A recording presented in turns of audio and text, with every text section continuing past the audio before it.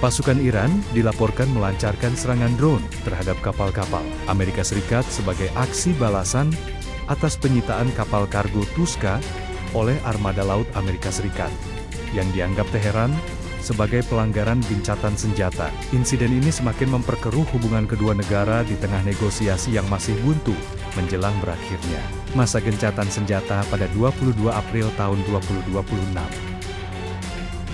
Pemirsa, Presiden Amerika Serikat Donald Trump menyebut pertemuan lanjutan antara Amerika Serikat dan Iran berpotensi digelar dalam waktu dekat. Trump mengklaim bahwa Teheran menunjukkan keinginan kuat untuk mencapai kesepakatan dengan Amerika Serikat. Gencatan senjata selama 10 hari antara Israel dan Lebanon mulai berlaku pada Kamis seiring meningkatnya optimisme bahwa konflik Iran mendekati akhir. Presiden Amerika Serikat Donald Trump juga menyebut pertemuan lanjutan antara Amerika Serikat dan Iran berpotensi digelar pada akhir pekan ini. Trump mengatakan Iran telah menawarkan komitmen untuk tidak mengembangkan senjata nuklir selama lebih dari 20 tahun.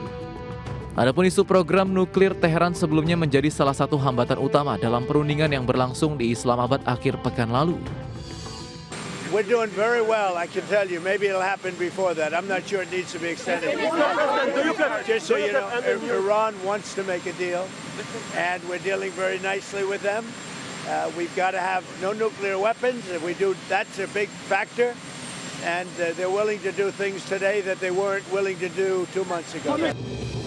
Perang dengan Iran yang dimulai sejak 28 Februari menyusul serangan Amerika Serikat Israel telah menewaskan ribuan orang dan memicu lonjakan harga minyak dunia. Jika gencatan senjata di Lebanon membuka jalan bagi kesepakatan yang lebih luas dengan Iran, hal ini akan menjadi capaian penting bagi pemerintahan Trump yang sejauh ini masih berupaya membuka kembali Selat Hormuz dan membatasi ambisi nuklir Iran. Trump juga menyatakan belum dapat memastikan apakah gencatan senjata 2 pekan dengan Iran yang telah disepakati sebelumnya perlu diperpanjang. Namun ia menegaskan bahwa Teheran menunjukkan keinginan kuat untuk mencapai kesepakatan. Berbagai sumber IDX Channel. Pemirsa, harga minyak melonjak pada perdagangan Kamis seiring dengan meningkatnya keraguan pasar bahwa rencana perundingan damai antara Amerika dan Iran akan mampu segera mengatasi gangguan pasokan energi dari Timur Tengah. Minyak mentah berjangka Brent ditutup melesat sekitar 4,7% ke level $99,39 per barrel. Sedangkan minyak mentah berjangka West Texas Intermediate naik 3,7% ke level $94,69 per barrel. Analis menyatakan tetap skeptis terhadap kemungkinan penyelesaian cepat konflik, di mana setiap perkembangan positif selalu diimbangi dengan kabar yang berlawanan, sehingga ketidakpastian masih tinggi. Sumber dari Iran mengungkapkan bahwa negosiator Amerika dan Iran kini menurunkan ekspektasi dari kesepakatan damai komprehensif menjadi hanya kesepakatan sementara guna mencegah konflik kembali memanas. Di sisi lain, Presiden Donald Trump kembali menyatakan negaranya hampir mencapai kesepakatan dengan Iran, meski pernyataan serupa sebelumnya tidak berdampak signifikan pada pasar minyak.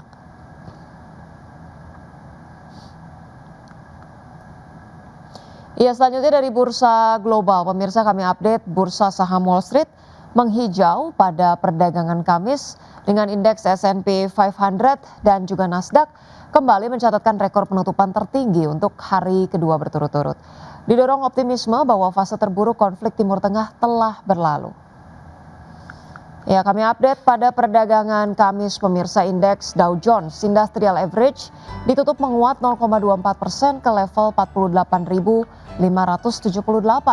Indeks S&P 500 menguat 0,26% ke posisi 7.041 dan indeks Nasdaq Composite naik 0,36% ke posisi 24.102.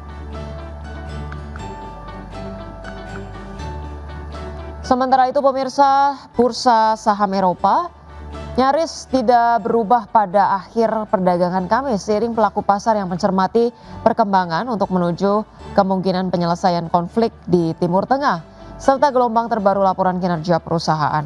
Kami update informasinya, pemirsa, untuk bursa Eropa, di mana untuk indeks Stoxx 600, pemirsa, ini mengalami pelemahan tipis 0,05% ke level 16,95. Kemudian 616,95 indeks DAX Jerman menguat 0,36% ke level 24.154 dan indeks FTSE 100 Inggris naik 0,29% ke posisi 10.589.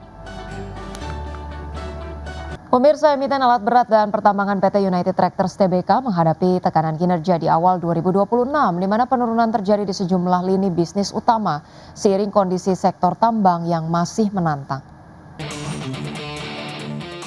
Kinerja awal tahun UNTR melemah sepanjang Januari hingga Februari 2026, penjualan alat berat Komatsu turun 10,5% secara tahunan menjadi 869 unit. Kontribusi terbesar masih datang dari sektor pertambangan sebesar 49%, disusul kehutanan, konstruksi, dan agro. Namun produksi batubara dan aktivitas overburden removal juga ikut terkoreksi, masing-masing turun di atas 6%.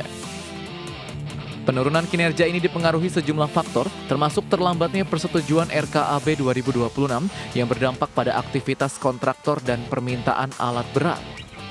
Sejumlah pelaku usaha tambang memilih menunda investasi ditambah persaingan ketat dari merek alat berat asal China. Di sisi lain, penjualan emas turun tajam, namun penjualan biji nikel justru tumbuh lebih dari 30%. Menghadapi kondisi ini, manajemen United Tractors menyiapkan strategi defensif di 2026 dengan menjaga kekuatan neraca dan melakukan evaluasi target bisnis. Perusahaan juga terus mendorong diversifikasi usaha, khususnya ke sektor mineral dan energi. Salah satunya melalui akuisisi tambang emas Dope yang ditargetkan mulai beroperasi pada 2028. Langkah ini diharapkan dapat mengurangi ketergantungan pada batubara, sekaligus mendorong pertumbuhan berkelanjutan. Berbagai sumber IDX Channel. Pemirsa, PT Pelayaran Nasional Ekalia Purnama Sari Tbk menempuh pembiayaan non-perbankan senilai Rp633,44 miliar untuk mengamankan akuisisi kapal strategis yang merupakan bagian dari pengembangan dan penguatan kegiatan usaha. Berdasarkan keterbukaan informasi, langkah tersebut dilakukan melalui entitas anak PT LP Transcargo yang memperoleh fasilitas pinjaman dari pihak ketiga non-lembaga keuangan untuk membiayai pembelian kapal multi-purpose support vessel. Nilai pinjaman mencapai Rp633,44 miliar dengan bunga 9% per tahun dan tenor maksimal 9 bulan atau hingga refinancing dilakukan. Manajemen perseroan menyatakan keputusan mengambil pinjaman non-bank didorong oleh kebutuhan pendanaan yang mendesak untuk menyelesaikan kewajiban pembayaran lelang kapal yang jatuh tempo pada 7 April 2026. Di sisi lain, proses pendanaan melalui perbankan masih berjalan dan belum dapat direalisasikan dalam waktu yang dibutuhkan. Kondisi tersebut memaksa perseroan mencari alternatif pembiayaan jangka pendek agar akuisisi tidak tertunda. Pemerintah Indonesia membuka peluang ekspor pupuk urea ke India seiring dengan adanya kelebihan produksi dan surplus dalam negeri yang mencapai 1,5 juta ton. Iya, langkah ini dipastikan bisa terlaksana jika pemenuhan kebutuhan pupuk untuk domestik tercukupi. Usai menerima kunjungan Duta Besar India untuk Indonesia Sandip Chakravorty, Wakil Menteri Pertanian Sudaryono memastikan pemerintah berencana melakukan ekspor pupuk urea ke India sebesar 1,5 juta ton. Meski demikian, Sudaryono memastikan bakal mengutamakan kebutuhan pupuk dalam negeri sebelum resmi melakukan ekspor. Terlebih, India menjadi salah satu negara yang berminat mengimpor urea dari Indonesia, terutama untuk memenuhi kebutuhan musim tanam yang berlangsung pada Juli hingga September, sehingga membuka peluang ekspor tanpa mengganggu pasokan domestik. Kita mendiskusikan salah satu topik utamanya adalah bagaimana India itu kemudian bisa mengamankan kebutuhan pasokan ureanya yang salah satu sumbernya adalah berasal dari Indonesia. Dan memang sebagaimana sudah saya sampaikan juga di media dan beberapa hari yang lalu bahwa memang kita Indonesia akan mengutamakan kepentingan atau kebutuhan pupuk kita untuk dalam negeri, dan setelah kita hitung semua itu ada ekses atau ada kelebihan yang bisa kita ekspor ke luar negeri sekitar 1,5 juta ton. Sementara itu, Duta Besar India untuk Indonesia Sandip Chakravorty menyambut baik peluang kerjasama ini, di mana India siap mengimpor pupuk dari Indonesia melalui skema kerjasama antar pemerintah atau government to government. Cooperation in the agriculture sector in Indonesia and also bilateral cooperation with India. As you know, India has been a long-standing partner of Indonesia, and we have been supporting the agriculture sector of Indonesia There is also very healthy trade in agriculture products between India and Indonesia. So we discussed those issues also. And we have seen how agriculture productivity and production in Indonesia has increased. And we spoke about how we can support that. Adapun total kapasitas produksi pupuk nasional mencapai 14,8 juta ton per tahun dengan urea sebesar 9,4 juta ton. Di mana dari total produksi pupuk urea tersebut, terdapat surplus perdagangan yang bisa diekspor sebesar 1,5 juta ton. Wamentan Sudaryono memastikan ketahanan pupuk Indonesia dalam kondisi kuat, sehingga petani diharapkan tidak perlu khawatir terhadap ketersediaan pupuk.